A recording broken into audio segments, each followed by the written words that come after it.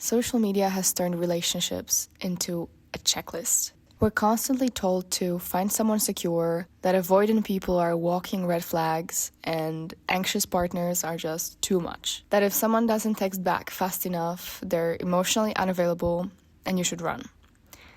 That's clickable. That's more clickable than saying, maybe this person was busy and simply forgot to text back. And guess what is even more clickable nowadays? Drumroll. Presenting attachment styles as personality traits instead of what they really are. Dynamic patterns. Patterns that show up not only in romantic relationships, but also in friendships, family dynamics, and any emotionally significant connection we have. And patterns that want to protect us and help us navigate our relationships. So in this episode, we are going to unpack attachment styles. And if you have absolutely no clue what I'm talking about and what I mean by avoidant, secure, and so on, stay tuned because I'm going to clarify it here. So first of all, a little bit of origins. Attachment theory was mainly formulated by British psychiatrist John Bowlby in the mid-20th century. During and after the Second World War, he studied infants who were separated from their parents to understand how early relationships with primary caregivers influence emotional development across the lifespan. And he argued that humans are biologically prepared to form strong emotional bonds with a caregiver. He believed that the quality of this early attachment, especially within the first 18 months of life, plays a crucial role in shaping later social and intimate relationships. In other words, the attachment we develop as a baby in our early childhood strongly affects how we will behave in future relationships. And it influences how we regulate closeness, distance, conflict, and dependence in adult romantic relationships. And it shapes whether we feel we are worthy of care and if we feel others are trustworthy. Okay, so John gave us the theory, but if early attachment is so important, how do psychologists actually measure it? How do we know what kind of attachment someone has? And this is where Mary Ainsworth comes in. Mary Ainsworth designed a super famous experiment called Strange Situation. To put it simply, she invited some babies and their parents or caregivers into a lab to act out a little scenario. The baby, usually about a year old, and the parent would go into a room with some toys. Then a stranger would come in and play with the child for a moment or try to chat with the child. And the caregiver then leaves the room for a short time and later comes back. And sometimes the baby is left alone, and sometimes they are just with the stranger. And then psychologists observe how the baby reacts when there is no mother around and when the mother returns. What happens then? And this experiment resulted in 3 behavioral patterns in the babies. The first one, secure, is when the babies explore freely when mom is around. They get upset when she leaves, but they happily reunite with her and they go back to playing. Then another pattern is called insecure avoidant. And that's when the babies, they don't seem bothered at all when mom leaves. And then they act like she's not even there when she gets back. They're like, whatever, I'm good on my own. And the third one is insecure ambivalent or resistant. And that's when babies are very upset when mom leaves. Then when she gets back, they're super clingy, but they're also kind of mad at the mom and they won't settle down easily. It's like they're torn up inside. Now here's the thing. A lot of longitudinal research shows these patterns can persist into adulthood and can influence how we connect in romantic relationships, friendships, parenting, all kinds of interpersonal connections. And currently there are 4 adult attachment styles highlighted by research. So one more next to the classic 3 I mentioned, which is a secure one, an anxious one, avoidant one, and disorganized one. So let's go one by one. Secure one is when a person is comfortable with intimacy and independence. They trust that others are generally available, they can ask for help and give help. Anxious people, on the other hand, they have a strong need for closeness and reassurance. They are sensitive to signs of distance, rejection. They tend to protest or cling when feeling insecure. Then avoidant people, they value independence. They may downplay needs, they are uncomfortable with too much closeness, then they tend to pull away when feeling pressured. And the last one, disorganized.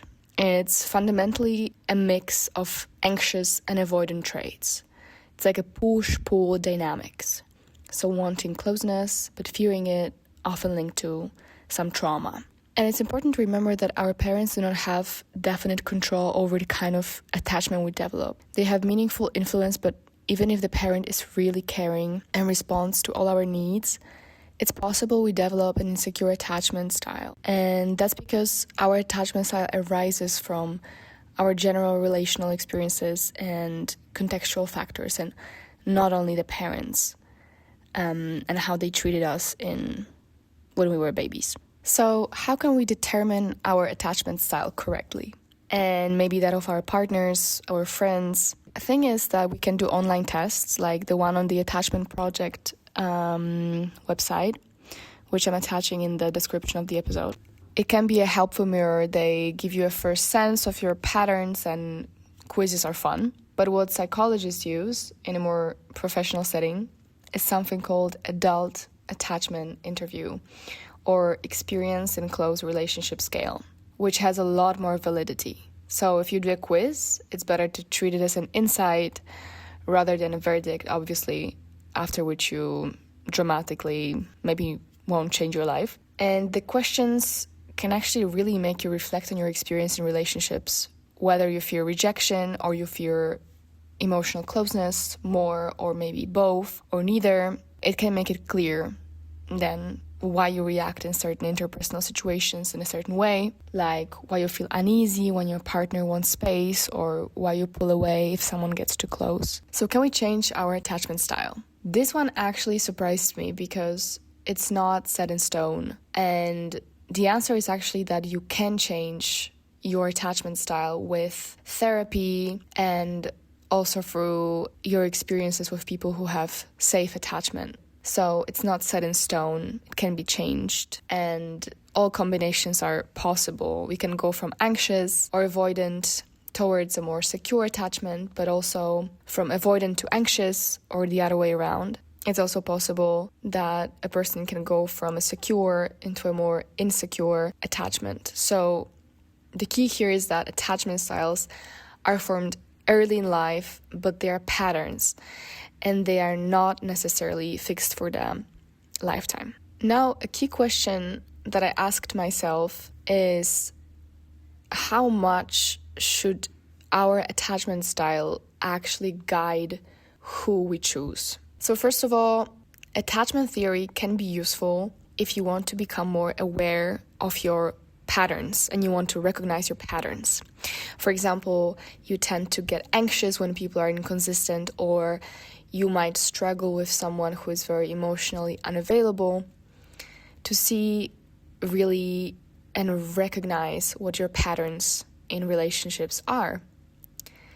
Then another thing is you avoid clearly high risk dynamics. So it's useful when, for example, two people with very high avoidance and very high anxiety, so one person with high avoidance and one person with high anxiety, they can trigger each other's worst patterns. They can just have behaviors that triggers the other person. And it's possible to live in this kind of relationship, but it's also why these attachment styles actually are useful, why they exist.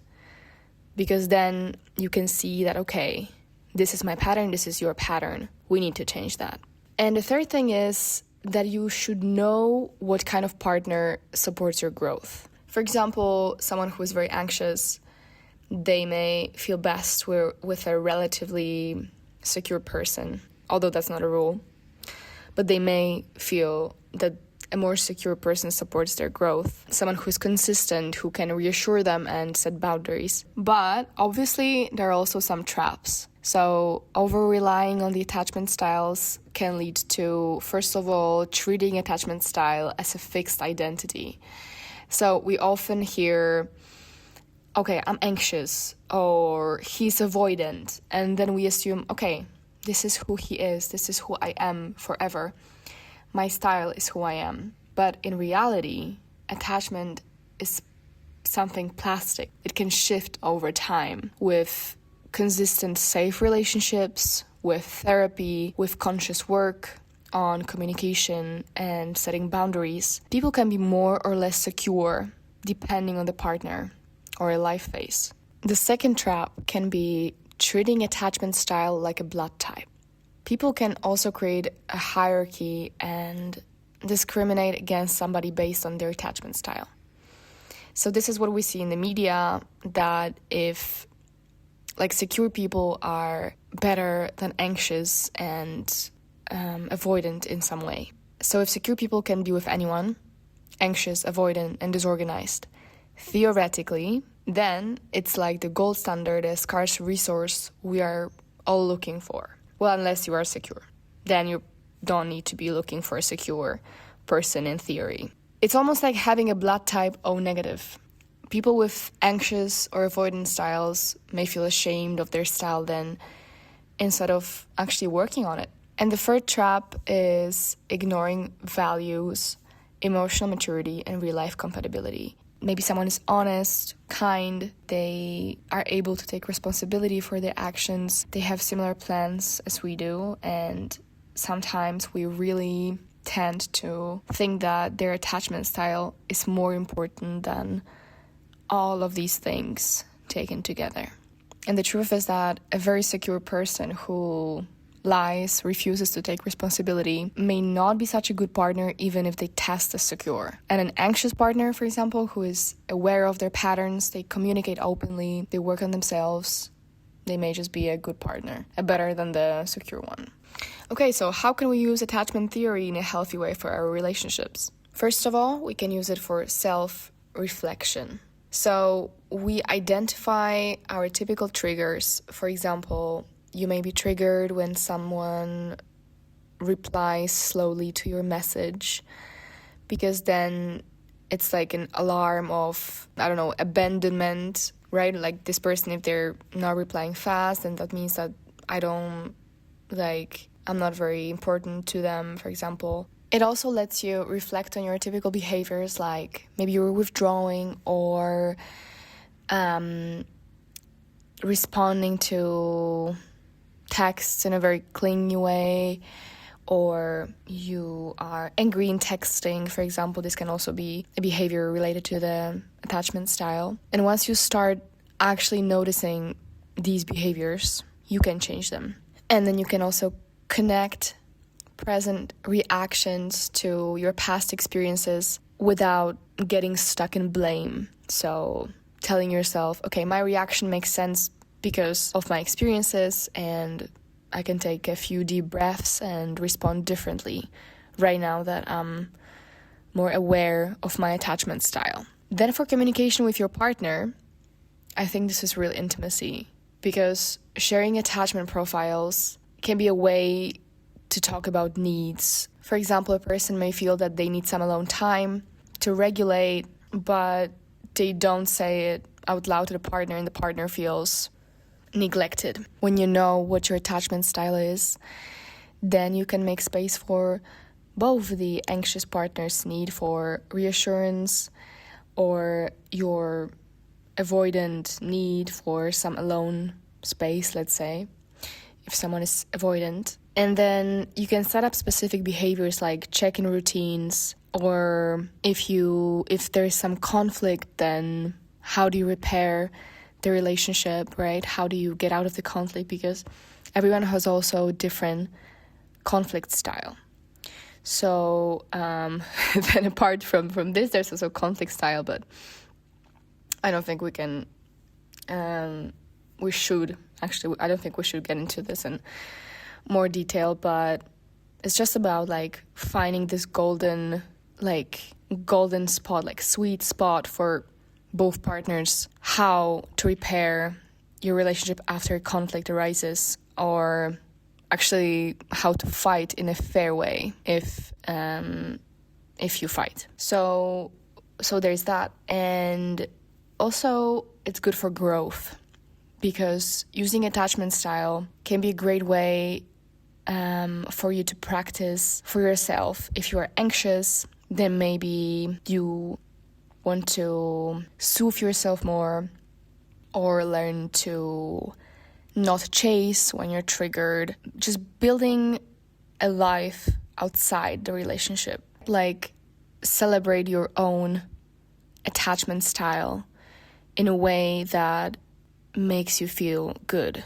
Because it doesn't always have to be about communication with a partner. It can also be about you having this attachment style. This is part of you, and you just want to grow with it.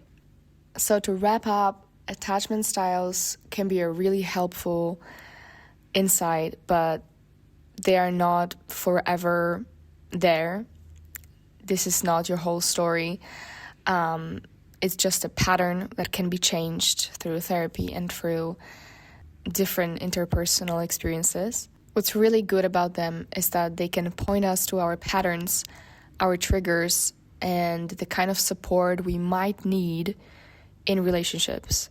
But they don't replace things like shared values, emotional intelligence, maturity, or how someone actually treats us. So instead of asking, what's my attachment style and who am I allowed to date because of that, I think a more useful question might be, given my patterns, what helps me move toward more secure, more comfortable way for me to relate with the others.